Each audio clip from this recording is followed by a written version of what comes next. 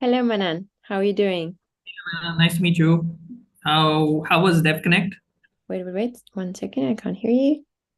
Could you come again? I was just Oh, asking how was Dev Connect? oh yeah. No, Dev Connect hasn't started yet. It was Binance Blockchain Ah, Week. It was amazing, actually. Yeah, really, really excited about it. How? amazing. Should we test it out? I let me if do I have sharing rights? Share my screen. Could you please check? I mean, you should. Yes, I just want to try that once. Let's share. Oh, actually, I don't want to do. I'll just do the basic. Yeah, don't worry. We still have time. Yeah. Let me know when you can see my screen. Yeah, I can. All good.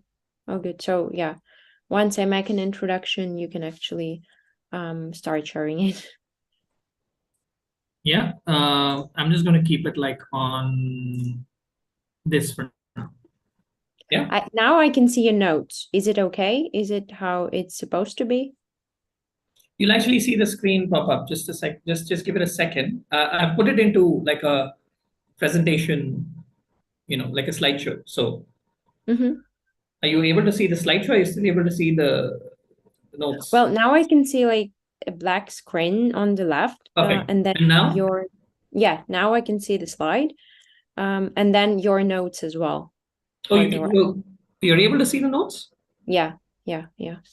Oh, I okay. Let think me you should like switch Mhm. like full screen mode, and then your notes will be seen by you only. That's my bad. Okay. Let me. Yeah. Let's try that. Uh, Yeah, try it out. We still have time.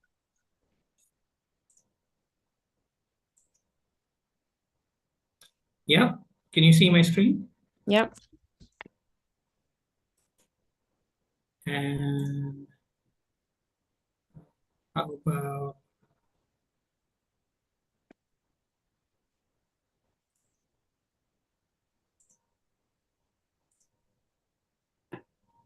how about now? No, same thing. I still can see your notes. Yeah. Okay. I thought you Shall won't you be able shall you to. try one of these buttons like where the screen is like below the slide? Um, Could you return to the page you've just yeah. been? Mhm. Yeah. Could you?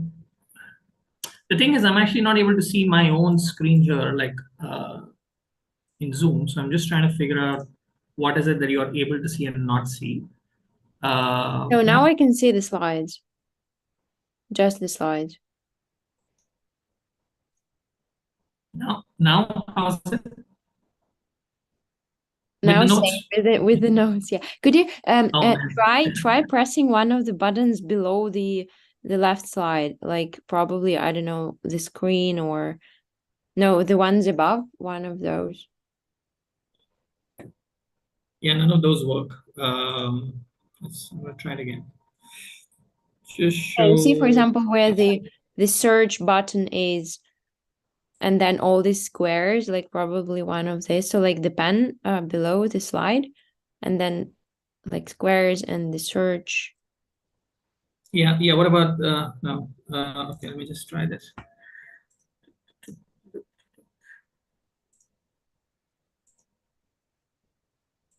No.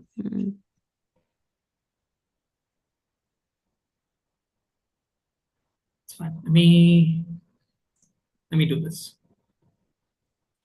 Let me now.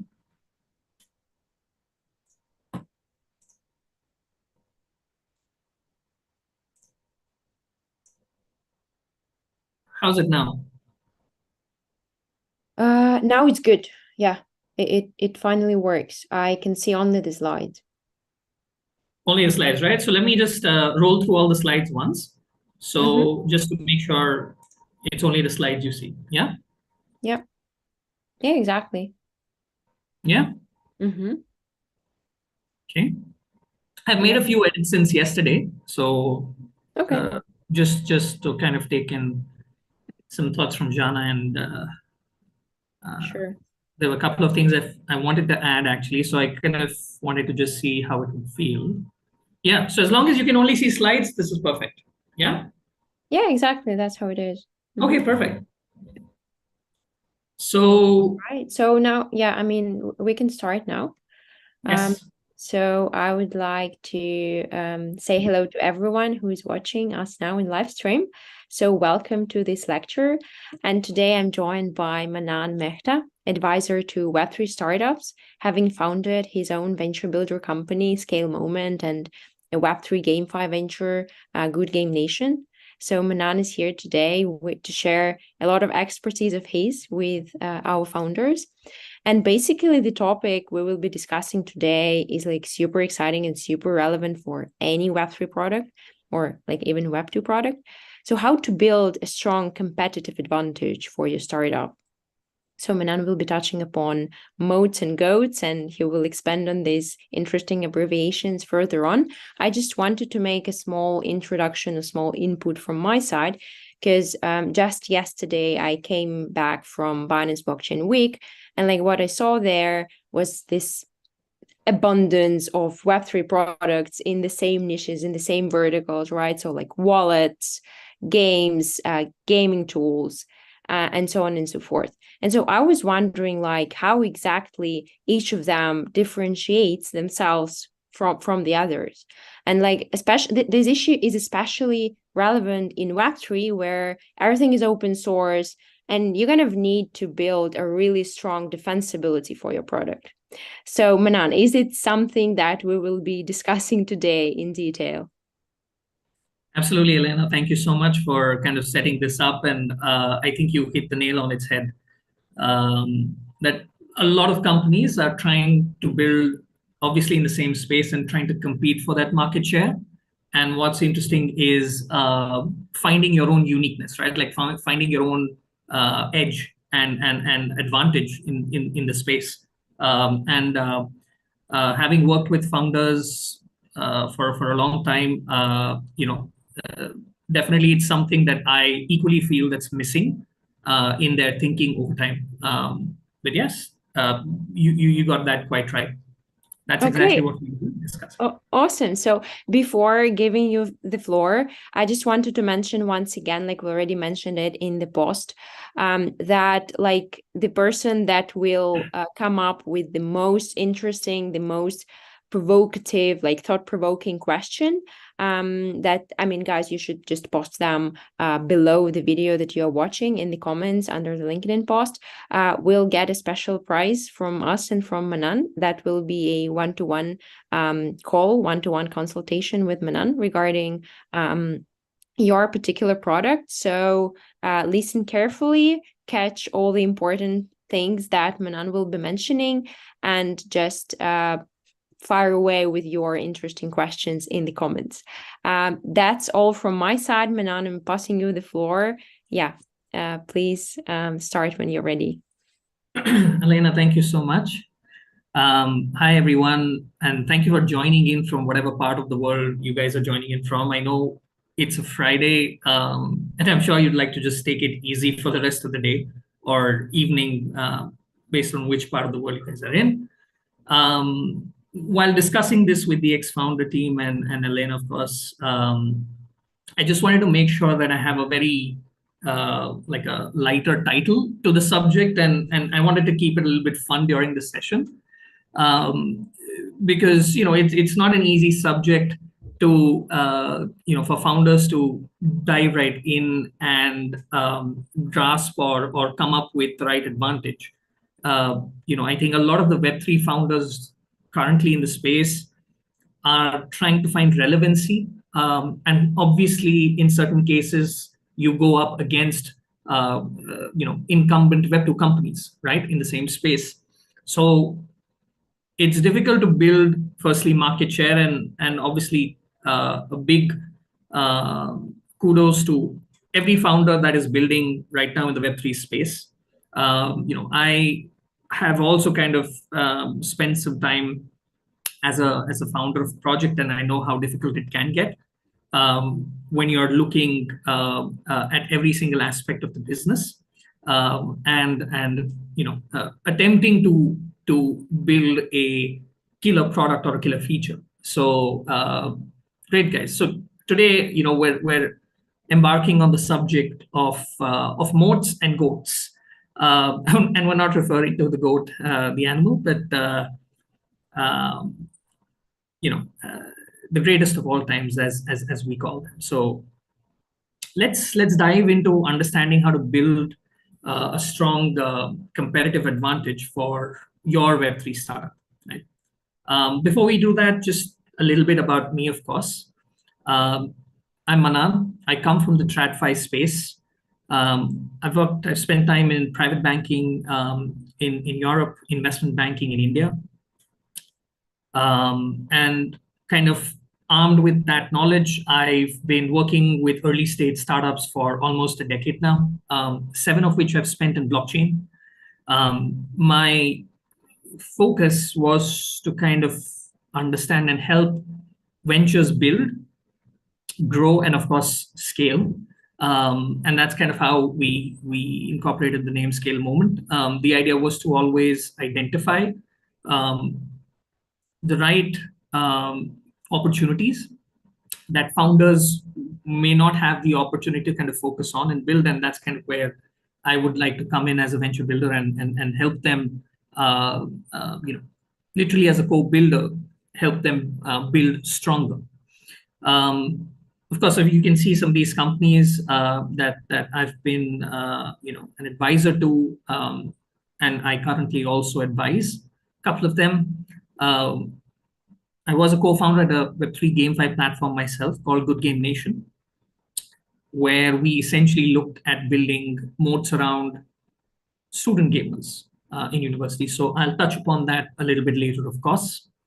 And my personal philosophy in this space is about crypto adoption and distribution. I'm obsessed about distribution, and I'm obsessed about finding different ways and means to kind of build newer channels that allows founders to grab that competitive advantage in the market.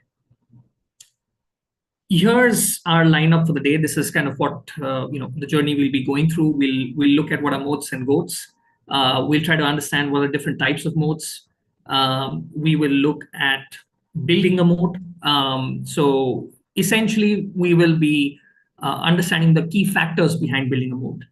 And then I've taken a couple of examples, successful goats, both in Web 2 and Web 3. And we'll round it up with some question and answers at the end. So the first section is obviously moat. What's a moat? What's a goat? Fairly simple, fairly standard. But a moat essentially is a key competitive or economic advantage that sets a company apart and helps maintain, its competitive advantage, enabling them to actually find long-term profits and market share, right? Like you're trying to find mind space of that consumer and to be yours for as long a period as they can possibly be. Moats are like proven perpetuating factors, and some of the best companies that are built today across the last century, they've thrived by understanding, building, and strengthening their business moats. So they actually spent dedicated time to kind of understand and zero in on the business moats they felt best set them apart from their contemporaries and competitors. And we obviously call them as the greatest of all times, the GOAT companies. Yes, moats are essentially a concept used in the medieval times, right? Like, so a moat was, it would be surrounding the medieval castles and act as a barrier of protection. And this was a term which was actually popularized by Warren Buffett. He used this kind of framework to analyze hundreds of companies And he would use this to invest in public companies that had built solid economic moats, but somehow had low share prices on the stock markets, right?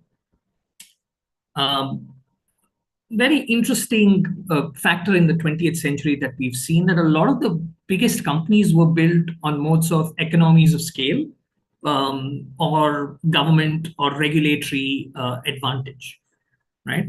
Let me take an example of a country that built its moat around a particular offering. China is a great example in manufacturing.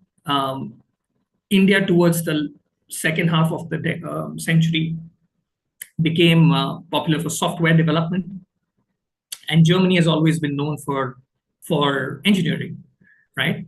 But one of my most favorite examples in this is the US dollar, right? I know it's not a company, I know it's not a country, but the reason why the US dollar is very interesting to look at it is because of what the United States of America did with the currency, where it kind of became the de facto currency for global trade, and especially oil, right?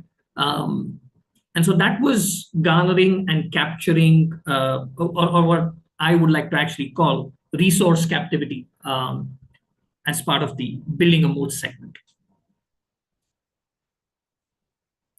I want to move and transition now to the next section and kind of look at and understand the different types of moats that founders can build.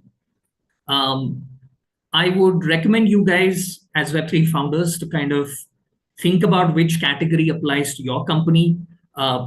Please feel free to use this session as a way to understand everything you guys are kind of building today, and how you guys could actually take advantage and create a very unique proposition for your business and product. So the first one we're actually looking at is network effects, and I think network effects is a little bit well understood by everyone. The basic idea being that a product has network effect when the value to the users increases in proportion to its use. So essentially, it means that for every new user who uses that particular product or platform, it ends up adding value and increases the benefits to the original and existing set of users. I think telephone was, had a handful of adopters, and once everyone had it at home, it became indispensable, right? It's the same logic with social networks. They are extremely sticky businesses, but that's if everyone is using that social media, and useless if nobody is on it. So the idea behind this being, it allows a product to gain wide utility very, very quickly. And we're seeing this in the Web3 ecosystem right now. We had, let's say, the first, about almost a decade. So from 2008 until about 2015, we had a handful of early adopters. And since 2015, with Ethereum being launched, we've seen this grow to millions of users and wallets now, right? And hopefully you guys are also kind of bringing that change in the industry. Within this segment, within the network effects segment, there are a few sub-segments, as is with each of them. So I'll just dive a little bit into 3 sub-segments that we notice in network effects. There's obviously marketplace network effects. So, it's about aggregating demand and supply. And as suppliers get competitive, there is more efficiency and there's a cheaper solution. I think we've seen good examples in the Web2 space, in Uber and Amazon, that have kind of brought about these network effects in a marketplace way. The next we've seen is data networks. So data networks essentially are central repositories of data. They're used to attract a ton of users and then build better products with that data, right? So Google is the one company that obviously comes to my mind. Now, from a Web3 lens, the story is a little bit different, obviously, because there's no real central repository of data. Um, and I think that's the huge unlock that actually happens. Yet there are a few smaller use cases around data that actually can provide a lot of companies, an edge in building more efficient products that serve the users. The third one is a platform network effect, right? Where users are engaged in the product's ecosystem. So as that ecosystem launches a new product, it makes staying in the ecosystem more valuable. The objective of companies offering a platform network effect is to obviously keep the user's attention and money. From a Web2 lens, we've seen Apple as a company phenomenally displaying the platform network effect. Facebook equally has done the same. I think one of the interesting Web3 companies that I've seen repeatedly do that is Binance, for example. I know it's a centralized exchange. I know it's not an on-chain product. But what Binance started off with and the kind of products it offers its users today makes it very difficult for users to kind of leave that ecosystem, because it has become everyone's kind of go-to platform. Yeah. We are seeing different offshoots of each type, both in marketplace data and platform networks. And I think I would encourage you guys to also kind of think which other companies kind of fit within these three segments. Moving on to cost, and it's a very obvious one. It's about advantages related to costs. And there's about 2 or 3 subtypes here as well. The first one we look at is switching cost. And the idea is that the company sells a product to users that need or trust too much to change their provider, right? Most companies try to lock in their customers by making sure that it becomes expensive for a customer to kind of leave that product, right? And such companies are therefore able to drive that price upwards, also their profits, as long as the cost to the customer doesn't exceed the cost of switching to a different provider, right? Now, again, think about it in terms of exchanges and lending platforms versus data platforms. I know Binance builds a phenomenal platform network effect, but there's tons of new exchanges launching every day. And I think users in the Web3 space are very happy to try newer and shinier products. So they're obviously willing to test anything new. So even though there is a Binance, there's hundreds of other exchanges which will do well over time. But when you look at data platform, for example, like Masari, Masari obviously provides a unique product to its customers, proprietary data and knowledge that they're able to share with their customers. And I think switching to another kind of data analytics platform may alter or hamper that particular customer's strategy. So we begin to kind of understand this switching cost perspective. The next one from a cost lens is sunk cost, which is essentially that it's a significant one-time or repeating payment, which is large enough to dissuade me as a user to move to a competitor's platform, right? And what ends up happening here is that my perception of choice as a user is limited because the upfront investment I've already made, and I kind of create my own lock-in onto that platform, right? It's a consumer psychological bias, so it's something very, very interesting to understand with your own product, depending on which category you're serving, which industry you're in. How can you actually create such an effect, if that is the effect you want to create, in fact, for your customer? one of the sunk cost effects that I've seen with a lot of projects in the past is, and this isn't the project in itself, but it's one of the factors of what a project goes through, which is listing on a centralized exchange.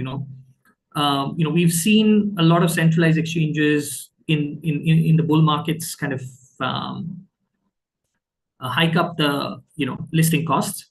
And if I'm a project and I've paid that high listing cost, I want to do whatever I can to make sure like I'm not losing that deposit of money, and I'm going to try to hit all those milestones that the exchange needs me to, even in terms of volumes or number of transactions, etc. So there was a little bit of an early success, but I think since the advent of DeFi and DEXs, I think the game has slowly begun to change. So we're seeing that happen. Another, I would say, aspect and element within the cost moat is cost advantage, of course. So as companies build more efficient manufacturing processes, build multiple distribution channels, they're able to offer lower prices. Of course, this largely depends on how long those costs can be reduced for, right? If it's built on temporary parameters, and users are able to see a reduction in cost, for a few months or for a couple of years, and then the costs look, kind of going back up.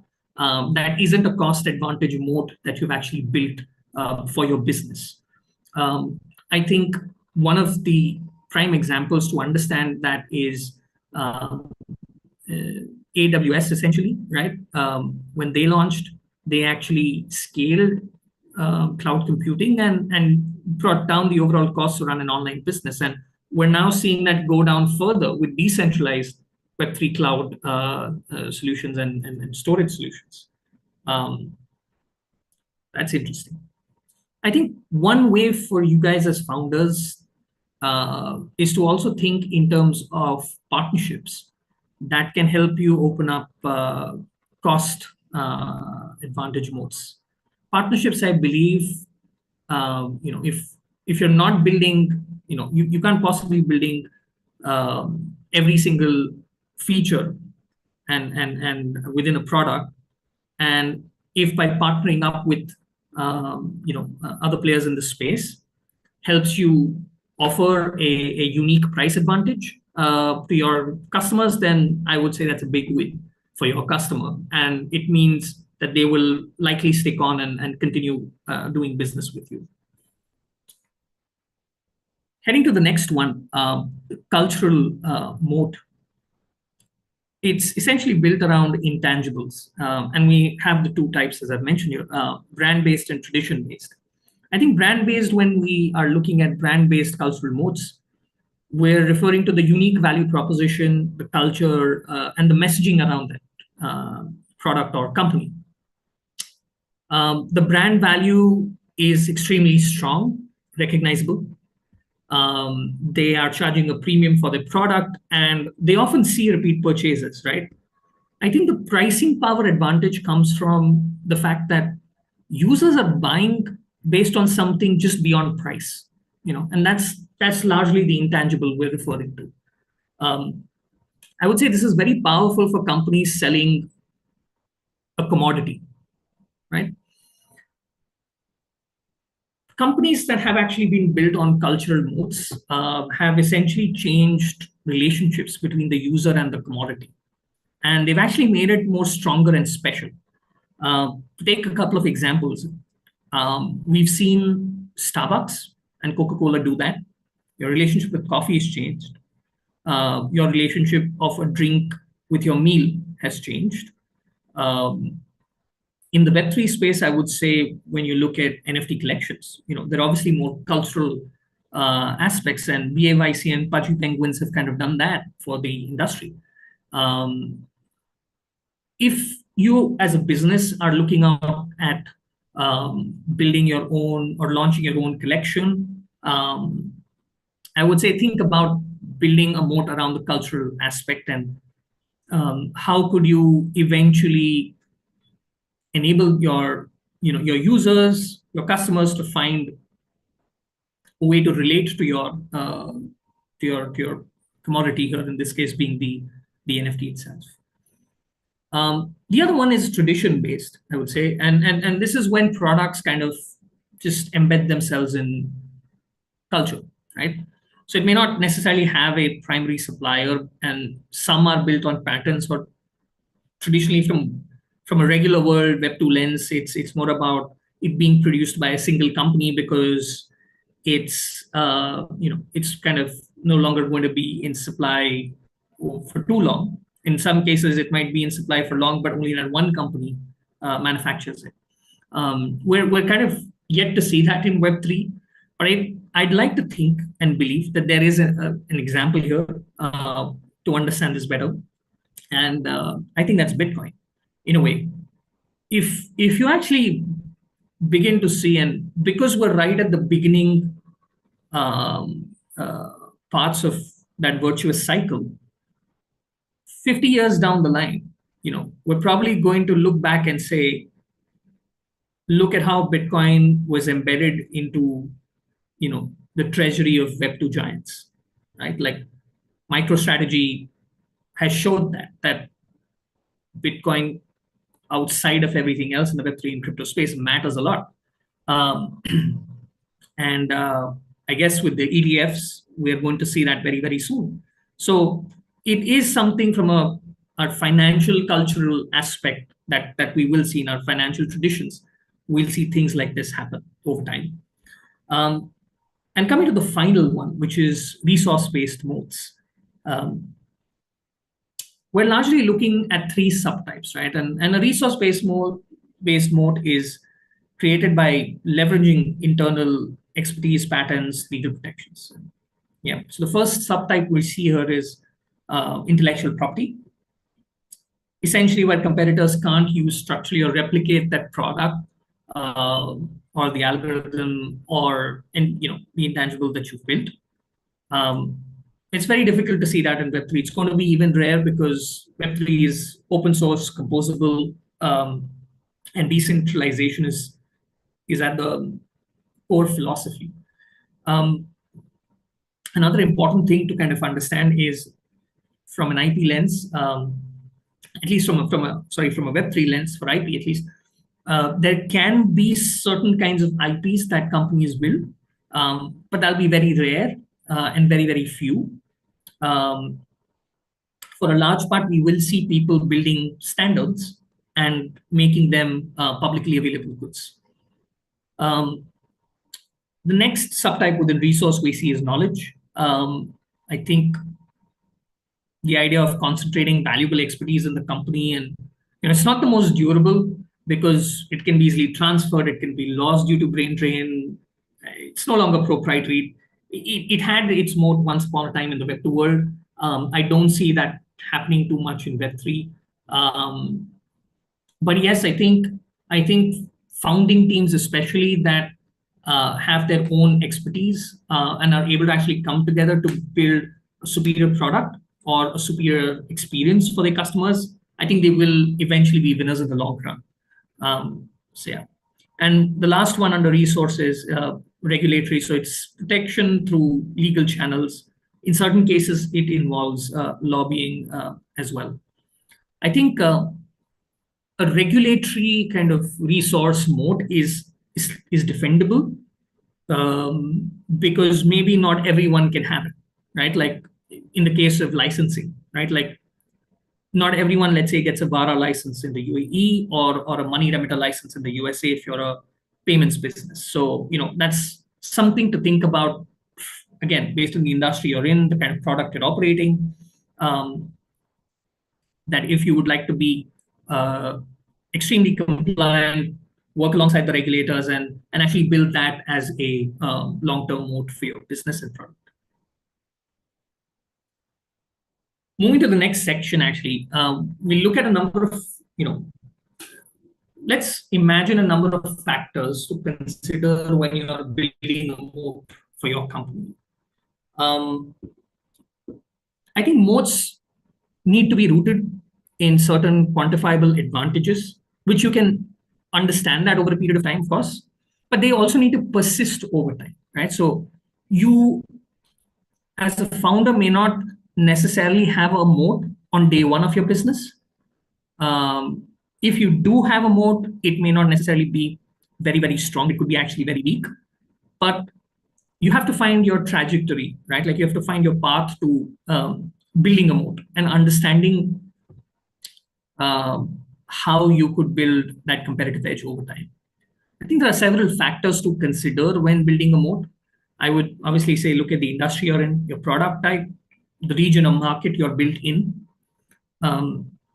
It's easy for Web3 businesses to look back and say, hey, there is, we're a global company and we're serving X, Y, and Z, customers from so many countries.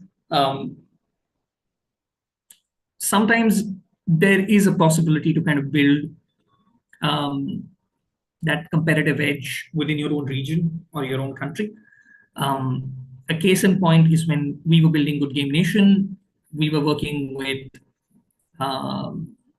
students in universities and building gamer cohorts with them. And we were doing this just in India as we started off, right? So we definitely built a massive edge over time just by focusing on that fact. Another factor to kind of consider is, since we've just gone over the different types of moats and different categories, I would recommend you guys to really deeply think about which category you guys would like to address. Think about your product costs, right? Like costs are obviously a big factor as well, and consumer psychology. Your expected kind of output behavior and desired action from your customer.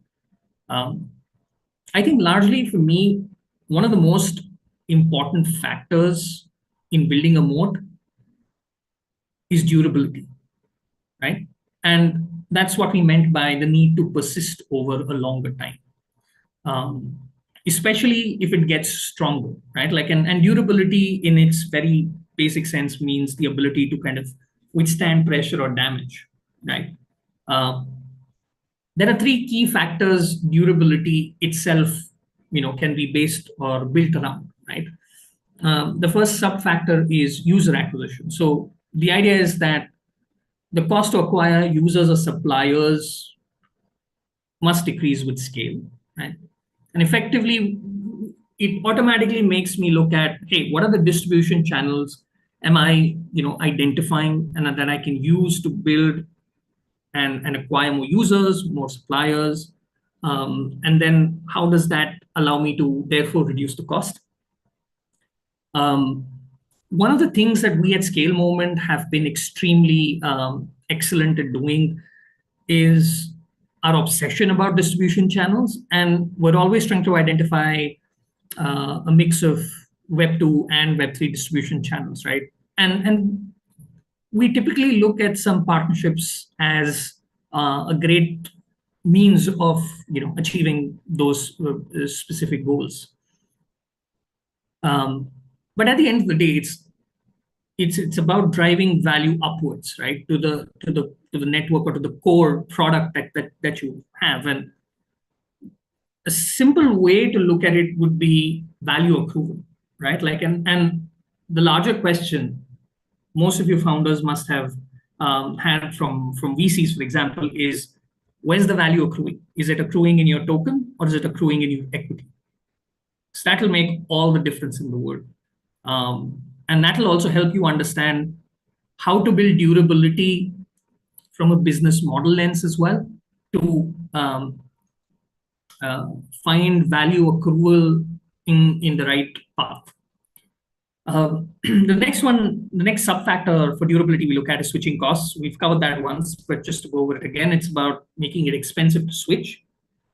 So in a lot of Web3 businesses, we now are able to see that most consumer-based businesses, of course, barrier to entry is low because you're obviously aiming for adoption. So it's easy to attract users, but for your exit, you need to build a high barrier, right? And that isn't easy to do in Web3 with dApps. Everyone's just willing to try different things and different products and wants to experience and experiment.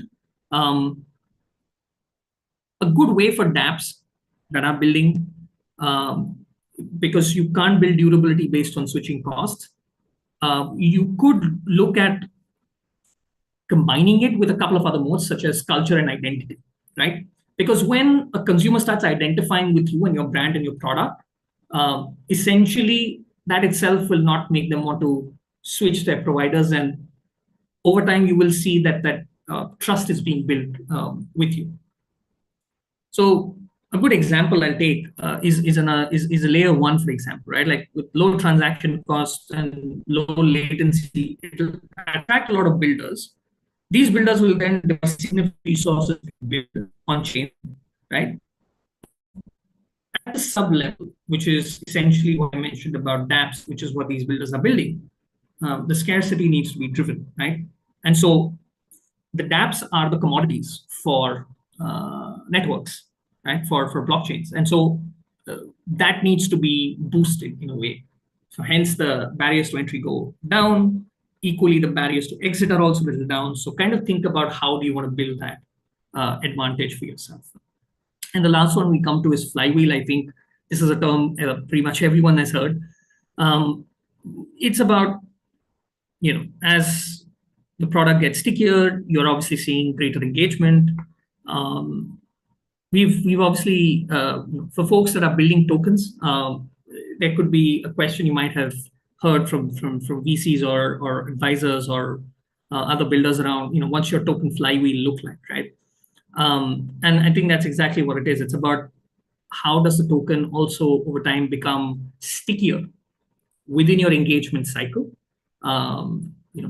It's a good way to kind of think about a lot of these things. I would suggest to always kind of launch with purpose.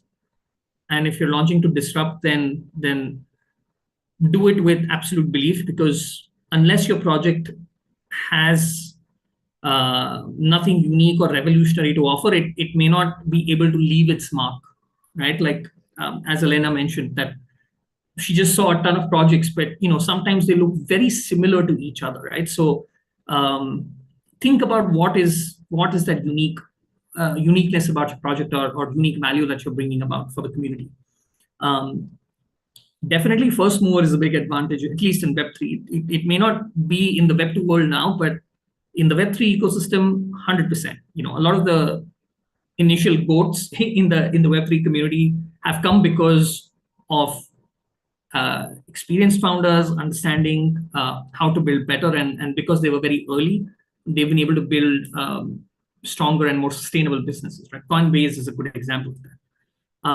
And then one of the other factors I'll cover again, that in order to look at the whole durability as a key factor for building any of your moats, right? Think about localization, because localization can be across all three sub-factors, right? And if you leverage localization the right way, your success that you see will be extremely tangible.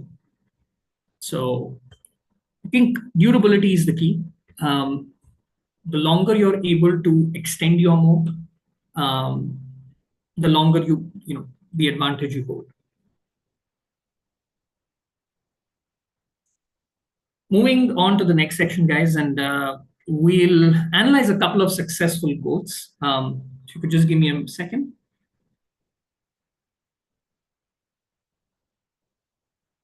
Let's analyze a successful GOAT in Web2 and in Web3. And first up in Web2, we have one of my favorites, Amazon.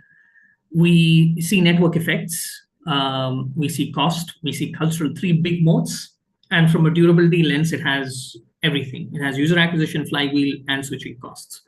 From a network effect lens, it aggregates buyers, sellers. Low prices means better customer experience, means there are more customers, which attracts more sellers, which therefore brings a better range of goods. Prices go down, and again, the whole cycle begins again. So I think they really track the network effects mode. Cost advantage, I did mention AWS, but launching it in 2006 and scaling up the whole cloud computing business, which is making it super easy. Like a lot of the Web3 businesses today, even some of the blockchains have partnered with AWS, and you can actually see it. Why?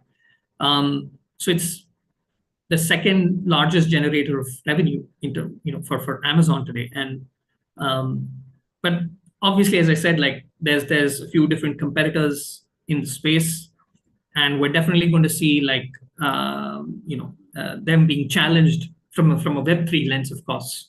From a cultural sense, I think Jeff Bezos put it best, right? When he put the customer at the center of his moat, right?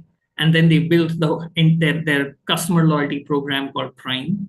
And I think that's one of the most beautiful examples to understand of when you put your customer at the center of your business and you're only focused on creating the right experience, you can build a phenomenal moat, right? And I think that's the advantage that Amazon has seen over the years. And as I mentioned, like from a durability perspective, we're seeing all the good things. We're seeing user acquisition, so costs are going down. We're seeing flywheel, more stickier, more engagement, and switching costs. Maybe to do with AWS, maybe to do with Prime, So that's the example that we've taken for Amazon. And coming to kind of Web3, we're looking at Uniswap. That's been one of my most interesting ones to kind of learn about. From a lens of moats, we have network effects. So their core aspect for Uniswap has been about liquidity pools, which means more pools, more utility, and the more number of pools that are available, more benefits to each user. So you have more optionality, you have more tokens, and the coverage becomes larger. So that's the network effect they created based on more the pools. I want to pause here and I want to ask you maybe 3 questions. Maybe you guys as founders can actually answer for yourself. Think about what is the core aspect in your business that gains value as more people join, right? Or as more users join. The second question I have for you to think about is there a way to leverage this core aspect of your business for your go-to-market strategy, right? And the third one is, at what point does your network effects kind of slow down, right? Like it's very important to also think about the cons of each of this, right? And understand what would potentially business or what would potentially keep you from growing, right? Coming to cost, for Uniswap, liquidity begets liquidity, as I like to say it. So there's, they offer deeper liquidity in pools because of more pools, because of more users trusting it, resulting into lower slippage costs than competitors, right? So I look at it from a lens of cost advantage, economies of scale, and something we call non-extractive mindset as well. So what that means is that if you're extracting unneeded rent, right, there's room for somebody to come and fork your project or build a similar project, but charge less fees, and will take away that margin from you, right? So one of the things that Uniswap did well was they kept the swap fee so low that there wasn't enough room for take rate, right? And that's one of the things we're seeing.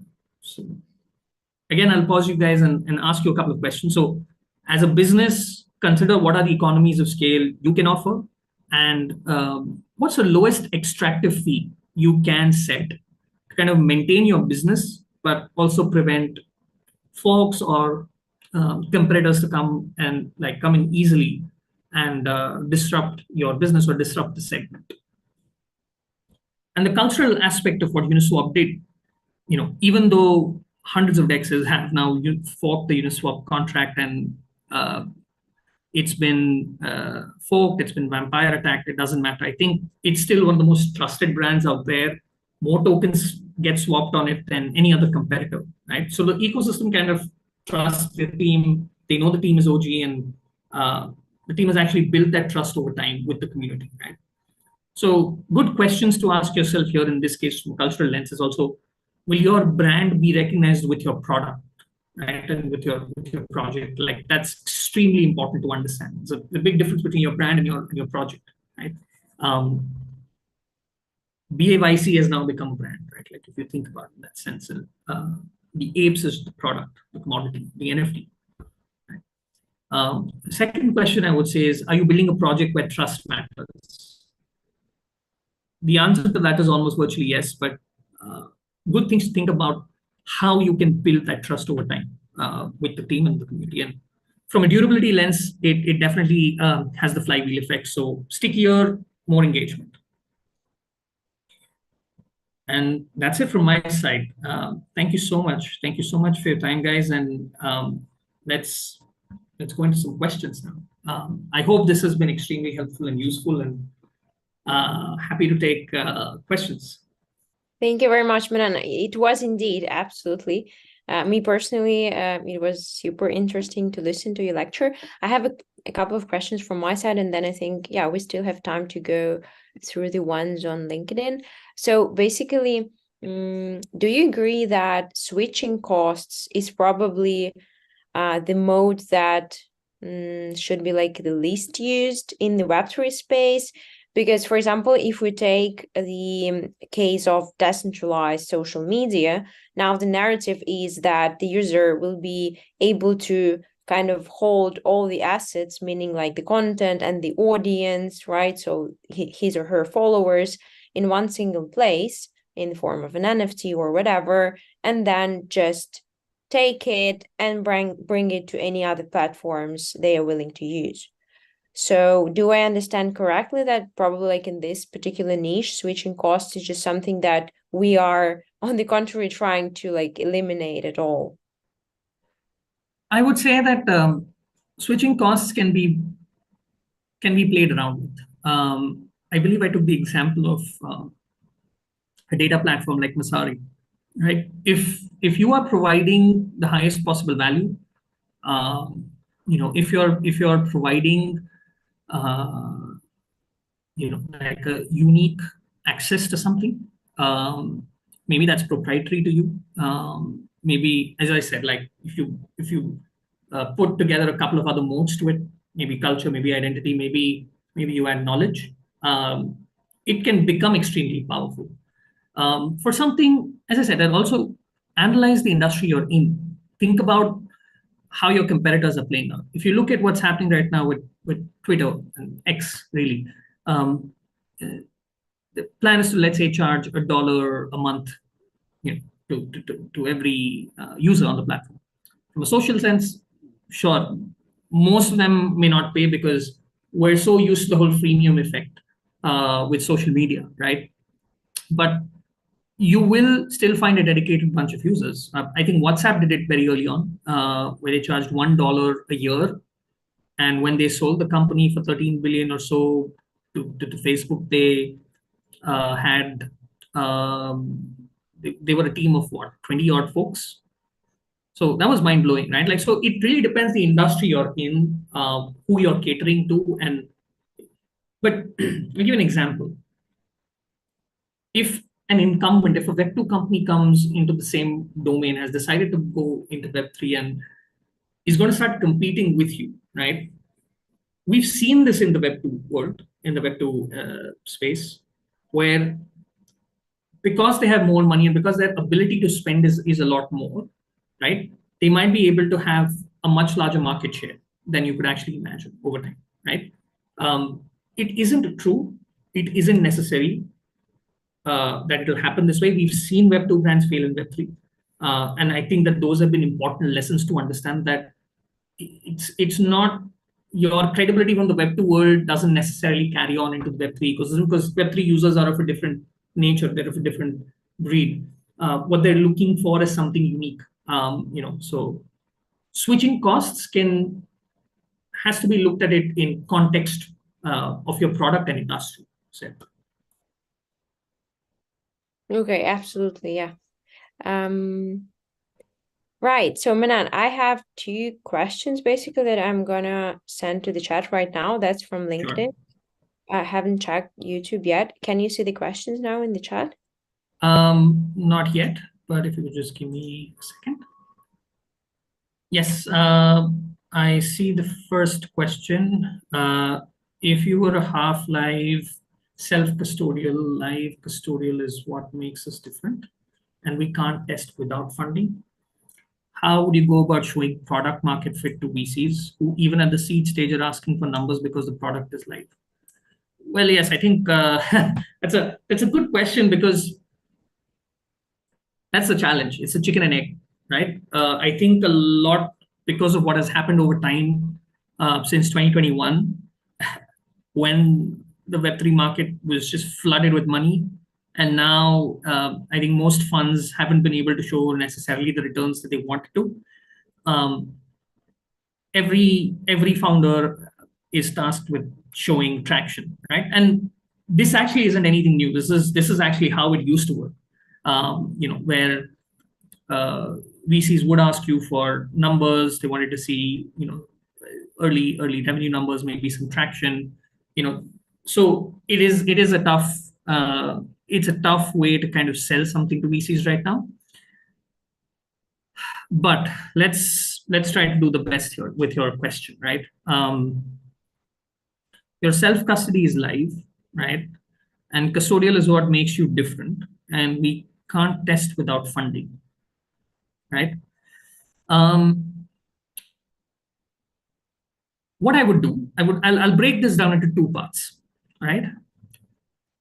First part is have a conversation with the VC that wants to see the numbers, right?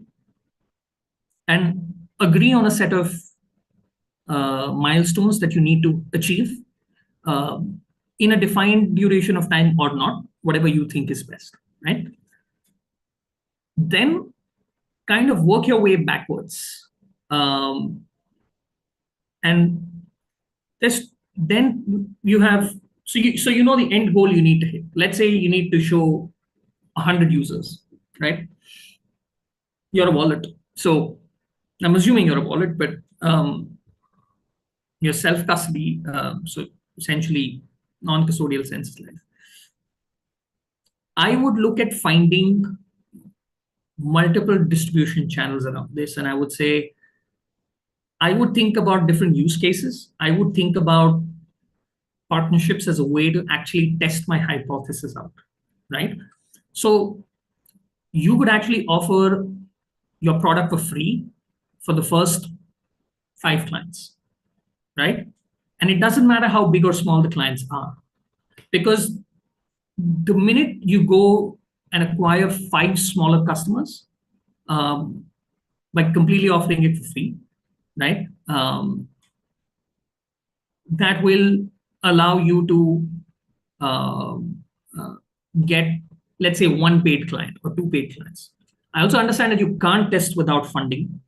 And as I said, like that's the chicken and egg, right? Like you need the money, but you can't do anything. So then either you find a way to get the money, or at least based on the milestone you need to hit, you need to re-engineer and figure out, okay, how much capital do I need to kind of hit this milestone, right? So either you borrow from friends or family. That's one way, the most easiest way I would think to do that. But my go-to way has to always been kind of test out my hypotheses with partners, right? And I sweeten the deal for partners. Maybe even get the first guy to come and find somebody who's willing to pay you. Because the minute you have somebody, even if you have one client who's willing to pay you, and let's say you offer and have a non-extractive mindset, as I said, right? Like answer this question of what's the least extractive value you can get out of this partner that still gets you, let's say, to your target of 100 users or whatever it might look like. So I'll say think of partnerships as a way to kind of get there, charge the lowest possible value you can, and do it in the least possible amount of time. But do this all based on a conversation with the VC themselves. So that's my answer. That's how I would look at it. Elaine, I'm just going to going for the second question, of course. What happens in a situation where you are building a product in the market that already has a big competitor with strong backings? How do you do that without diluting the value of your product? Great question. That's the case in anything you're going to build. There is nothing that you're building today, or like a lot of people that are building will usually have a big competitor. Just even within Web3 itself, there are fundamentally certain strong, companies that are stronger. Maybe because they've raised, let's say, a $20 million round, and you're sitting at $2 million. I think this answer has a little to do with the courage you need as a founder, right? It's a David Goliath situation. So, are you willing to be David, and are you willing to fight out the Goliath? But I would assume that your product is not exactly the same as your competitor, because then your competitor is going to win, right? So, find the uniqueness of your product. Find an innovative use case. Again, maybe with a partner. Go test it out, right? And find different ways, or let's say, if you're not trying to find a unique use case, but if you're trying to find and work with the same client, right, that your competitor already works with, right, you need to show why your product wins every single time. Maybe your product is faster, maybe your product has better user experience, right? And maybe you can offer them a better pricing on your product, right? Usually these are the few ways that you could tackle. Now, unless the competitor has, well, we say switching costs, right? Going back to Elena's question. So if switching cost is a big thing, where competitor already has them, intact, let's say for the next 1 year, all you can do is continue building the relationship with that business, and as soon and obviously you'll obviously be maintaining in your CRM. So when you know that their contract is coming up with that product, you need to know like when you need to hit them.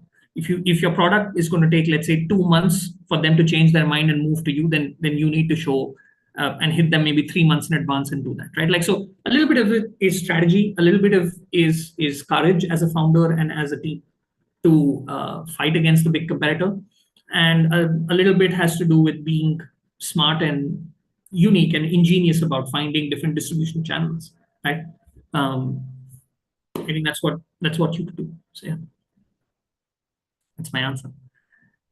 Awesome, Manan. Thank you very much. Yeah, I can see that the guys already thanked you in the comments on LinkedIn. So basically, we're actually perfect with timing. So it's indeed 5 p.m. Central European time. It means that the lecture is over. I would like to thank you very much for your time and for sharing this expertise and bringing up like really relevant, really useful cases. So let's review the rest of the questions that we see from the other participants. And then tomorrow, or probably on Monday, yeah, I think it's better to do it on Monday, we will publish a post nominating the winner, who will have a chance to speak to you personally in a Zoom call. Fantastic. Thank you so much, Elena. It was great to do this with the team, and I deeply appreciate everyone in your team who's helped organize this. Thank you to all, obviously, the participants for taking your time. And you know me, you can reach out to me. Happy to connect and discuss more. Absolutely. It would be lovely to stay in touch. Thank you very much, Manan. Have a nice weekend. Thank you so much. Bye-bye.